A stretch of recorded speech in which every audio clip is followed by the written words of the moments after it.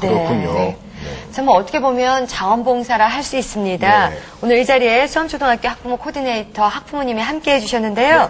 잠시 어머님 이야기 나눠보겠습니다. 안녕하세요. 안녕하세요. 예, 몇 학년 아이를 두셨나요? 저는 수암초등학교 4학년과 2학년에 재학 중인 두 아이를 데리고 있습니다. 네. 이게 월 한 50만 원 정도가 보조로 나가기 때문에 교통비나 또 식대 이런 거 따지면은 참 자원봉사라고 할 수 있는데 어떻게 이것을 하시게 되셨는지요? 저희 아이와 그리고 저희들의 그러니까 아이들이 있는 학교라 그냥 큰 어려움 없이 선택할 수가 있었습니다. 만약에 다른 학교 가서 좀 해주세요 그러면 할 생각이 없으신가요? 글쎄 거리도 생각해봐야 되겠고요. 그런데 그 월 50만 원이라고 하면은 뭐 이렇게 뭐 작은 돈도 아니지만 큰 돈도 아니거든요. 근데 그런 돈을 받으시면서 근무를 하고 계시는데 그래도 이 사교육비 절감에 일조를 하신다는 큰 자긍심이 있으시죠? 아이들의 인원이 접수 인원이 늘어가는 것도 보고 하다 보면은 앞으로 큰 자부심을 느낄 거라고 생각합니다. 네. 자, 지금 참 만족하고 계신 그런 모습을 함께 보셨는데요. 네. 또 샛별중학교 학부모 명예교사 한 분도 함께 하셨습니다. 먼저 자기소개 부탁드릴게요. 네, 안녕하세요. 저는 샛별중학교 학생 배현우 엄마 윤성희라고 합니다.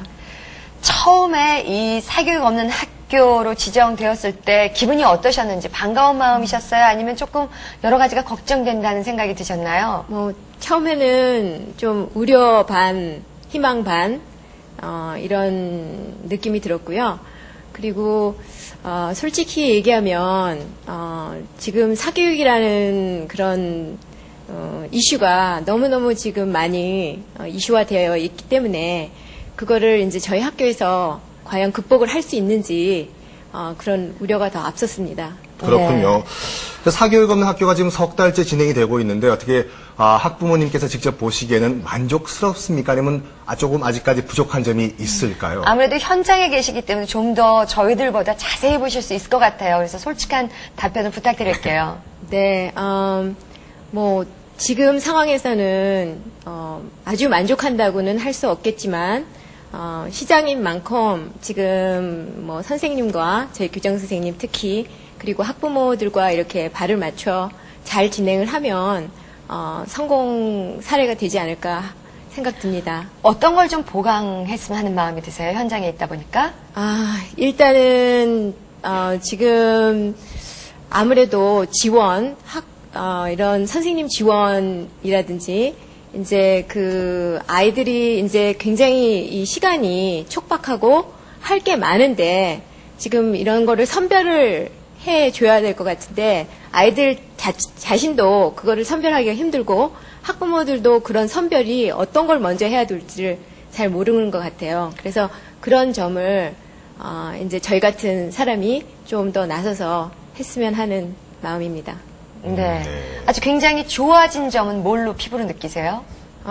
아직 석 달뿐이 안 돼서 그렇게 크게 피부로 와 닿지는 않지만 일단은 어머니들의 그런 호응도가 조금 있는 것 같아요. 특히 이제 학원을 많이 끊는 분위기는 틀림없는 것 같고요. 특히 이제 앞으로 저희 이제 입시 제도가 입학 사정관제로 바뀌면서 거기에 이제 많이 호흡을 맞추지 않을까 그렇게 생각됩니다. 네. 자, 모두 좋은 말씀 해주셨는데요. 이시석 선생님, 네. 그 사교육 없는 학교 이후에 가장 큰 성과라면 교사로서 어떤 걸 느끼시는지요?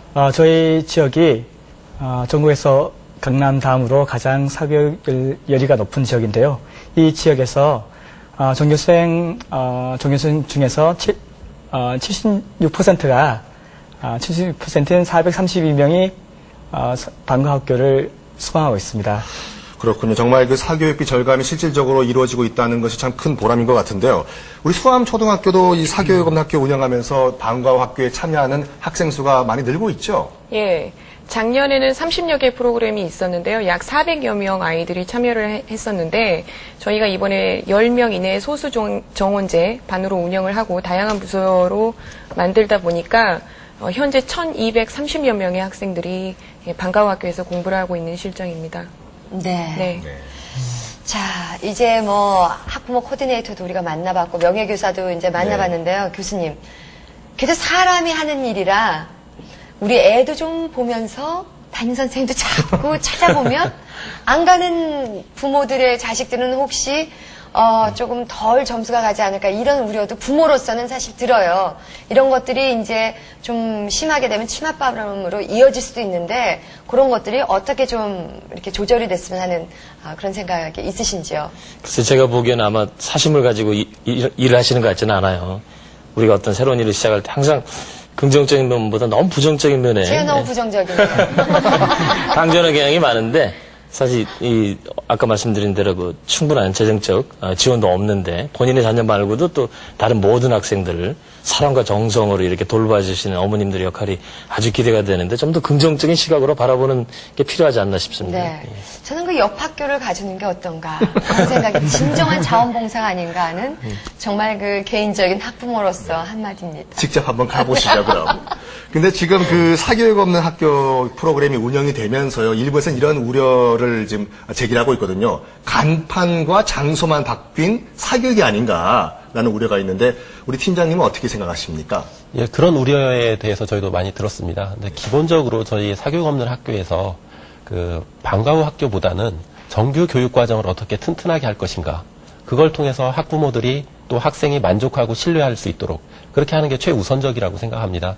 방과 후 학교라는 것은 말 그대로 보충적으로 아이들이 부족한 부분을 채워주고 그런 쪽에서 만족하면 될 것 같고요.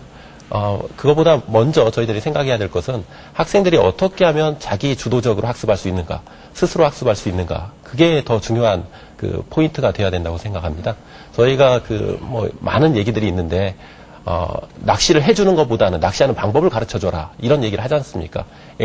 아이들이 평생학습 사회에 있어서 초등학교 때부터 중학교, 고등학교 이 단계를 거치면서 어떻게 하면 스스로 공부할 수 있을까, 이걸 가르쳐주는 게 또 우리 사교육 없는 학교를 통해서도 가장 먼저 이루어져야 되는 일이라고 생각을 합니다. 네.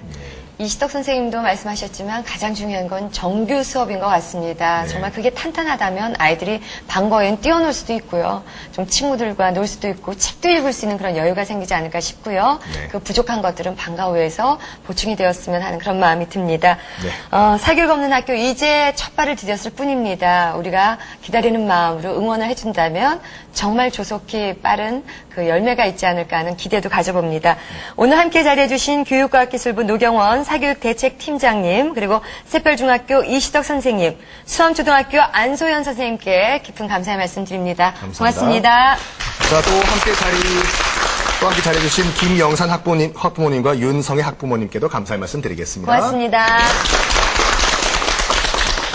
자, 다음은 와이드 인터뷰입니다. 오늘은 특별한 그 쌍둥이 자매 두 분을 만나보시겠습니다. 국악계 쌍둥이 자매가 화제가 되고 있는데요. 영어를 꽤 잘합니다. 자, 어떤 분들인지 함께 만나보시죠.